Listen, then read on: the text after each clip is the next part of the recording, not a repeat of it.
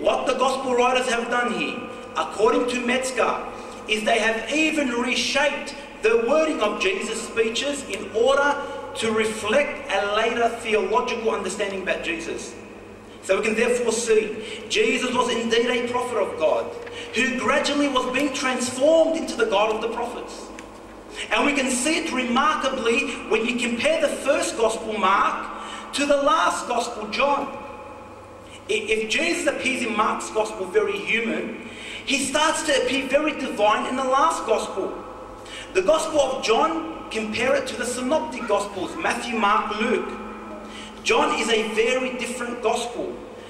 So as we see over time, John changes the image of Jesus even further.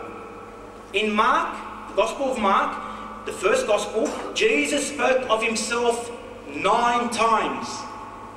Keep this in mind. In the Gospel of John, which is the last gospel, Jesus spoke of himself, you know how many times? 118 times. The most popular sayings are found in the Gospel of John. All the I am sayings. I am the resurrection and the life. I am the way, the truth, and the life. Before Abraham was, I am. In the beginning was the Word, and the Word was with God, and the Word was God. If you've seen me, you've seen the Father. I am the bread and the life. All the popular sayings which indicate divinity, which our Christians use to try to prove that He's divine. The fact of these important sayings in John has alerted scholars to the fact, if Jesus really said those things, you will expect all the gospel writers to write them.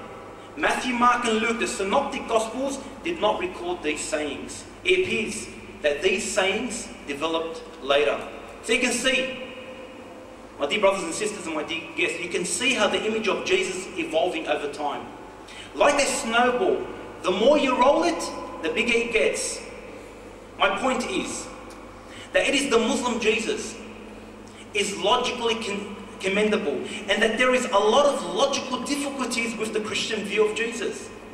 But one might say, okay, despite all the logical difficulties you mentioned, I just simply believe as a matter of faith. But here I will conclude my talk to this last and crucial point that Christian apologetics are saying, that we have to view the death and resurrection of Jesus in 2 stages. The first stage is that the death on the cross absolutely disproves Him. So if all we know about Jesus is that He died on the cross, then you don't have to believe in Him according to the Christian apologetics. You should regard Him to have died under the curse of God, as it says in Paul's writings in Galatians chapter 3 verse 13. You should believe He died as a blasphemer, a false Messiah. Everything He claimed about Himself now happens to be false. If He, Jesus, were that Messiah, He could not die on the cross and be defeated by His enemies.